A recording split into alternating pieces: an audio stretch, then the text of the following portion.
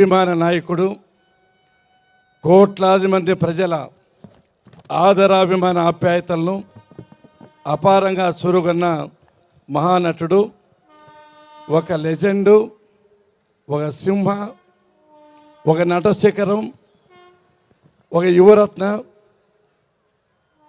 హిందూపూర్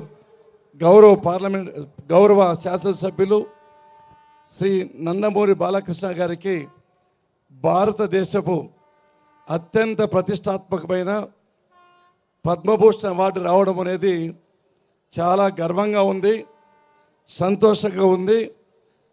ఆయన హృదయపూర్వకంగా అభినందన తెలియజేస్తున్నాను. బాలకృష్ణ గారు ఒక వ్యక్తి కాదు, ఒక శక్తి. ఒక మాటలో చెప్పాలంటే ఒక వ్యవస్థ. ఎవరైనా ఒక రంగంలో రాణించాలంటే చాలా కష్టం. అటువంటిది బాలకృష్ణ గారు సేవా రంగంలో, సినీ రంగంలో, రాజకీయ రంగంలో సాటి లేని విధంగా రాణిస్తున్నారంటే అది మనం ప్రతి ఒక్కరూ గర్వపడవలసిన అంశం అని చెప్పి సందర్భంగా మీకు గుర్తు చేస్తున్నా. బాలకృష్ణ గారు ఒక విలక్షణమైన వ్యక్తి, మహోన్నతమైన మానవతా మూర్తి. ఒక్క మాటలో చెప్పాలంటే, తాను ఏదైనా చెప్పాలంటే నిర్మోహమాటంగా, నిజాయితీగా, ఏమాత్రం జంకు లేకుండా ధైర్యంగా చెప్పగలిగే దీశాలి మన బాలకృష్ణ గారు అని చెప్పి సందర్భంగా మీకు గుర్తు చేస్తున్నాం. సినీ రంగంలో 1974 సంవత్సరంలో తాతమ్మ కళతో ప్రారంభించి 51 సంవత్సరాలుగా సినీ రంగంలో అనేక రకమైన పాత్రలు పోషించారు. మీరు గమనించి ఉంటారు, కొంతమంది నటులు సాంఘికంలో బాగా చేస్తారు, కొంతమంది నటులు జానపదం మాత్రమే చేస్తారు.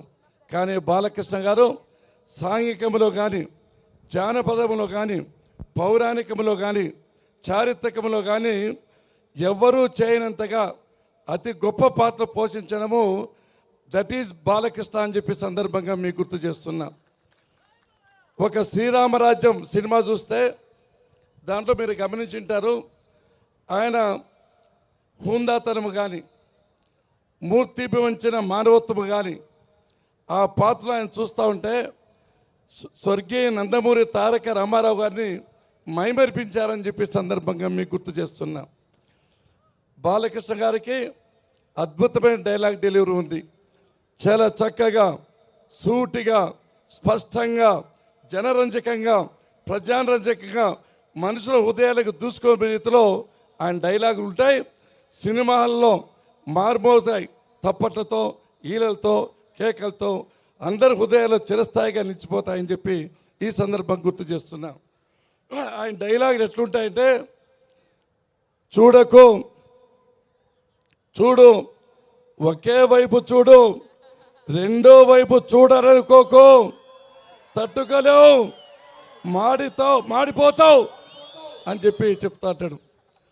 ప్లేస్ నువ్వు చెప్పినా సరే, నన్ను చెప్పమన్నా సరే, టైం నువ్వు చెప్పినా సరే, నన్ను చెప్పమన్నా సరే, కత్తులతో కాదు కంటి చూపులతో చంపేస్తా అని అద్భుతమైన డైలాగ్.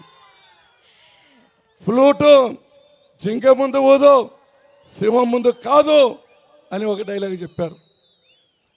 అయిన వాళ్ళ కష్టం వస్తే అరగంట ఆలస్యంగా వస్తానేమో కానీ ఏ ఆడపిల్లకైనా అన్యాయం జరిగితే క్షణమాగను అని చెప్పిన మహోన్నతమైన వ్యక్తి అని చెప్పి సందర్భం గుర్తు చేస్తున్నా. ఇక రాజకీయ రంగంలోకి వస్తే ఈ హిందూపూర్ నియోజకవర్గంలో ముచ్చటగా 3 సార్లు హ్యాట్రిక్ సాధించారని చెప్పి సందర్భం గుర్తు చేస్తున్నాం.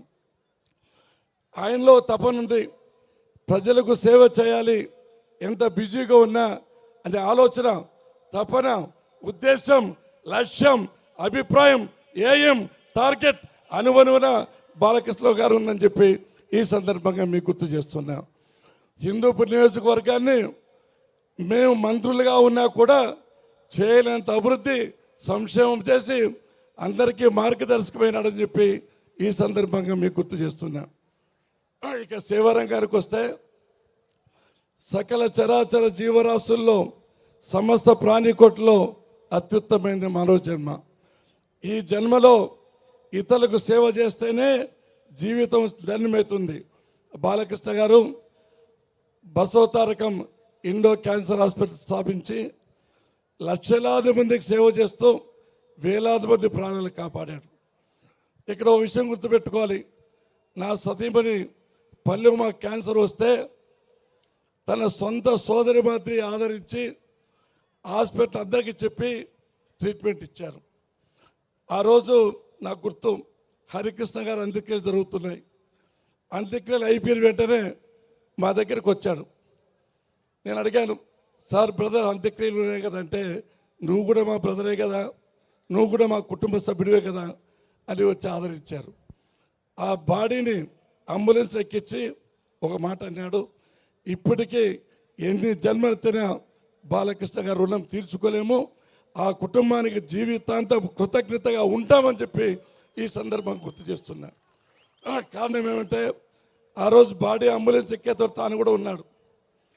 నేను థ్యాంక్స్ సార్, మంచి సర్వీస్ చేశారని చెప్పాను. ఆ మహోన్నతమైన వ్యక్తి, సారీ బ్రదర్ నేను సజీవంగా పంపలేకపోయాను, బాడీ పంపిస్తున్నానని చెప్పానంటే ఆయన మానవతా విలువలకు, మానవత్వానికి, మంచితనానికి సెల్యూట్ చేస్తున్నానని చెప్పి సందర్భంగా గుర్తు చేస్తున్నా. ఇటువంటి మహోన్నతమైన వ్యక్తి ఈ ఆంధ్రప్రదేశ్లో పుట్టడము, ఈ అవార్డు రావడము చాలా గొప్ప విశేషం అని చెప్పి సందర్భం గుర్తు చేస్తూ, ఏది ఏమైనా ఆయన ఆదర్శంగా సినీ రంగంలో తీసుకోవాలి, సేవా రంగంలో తీసుకోవాలి, రాజకీయ రంగంలో తీసుకోవాలి. ఇటువంటి మహోన్నతమైన వ్యక్తికి ఈరోజు అవార్డు రావడం తెలుగు జాతికే గర్వకారణం. తెలుగు జాతి కీర్తి కిరీటంలో ఒక కలికి తురాయి అని చెప్పి ఈ సందర్భంగా మీకు మనం చేస్తున్నా. కాబట్టి ఇది ఇటువంటి వ్యక్తి హిందూపురం ఎమ్మెల్యేగా ఉండడం మనందరి అదృష్టం.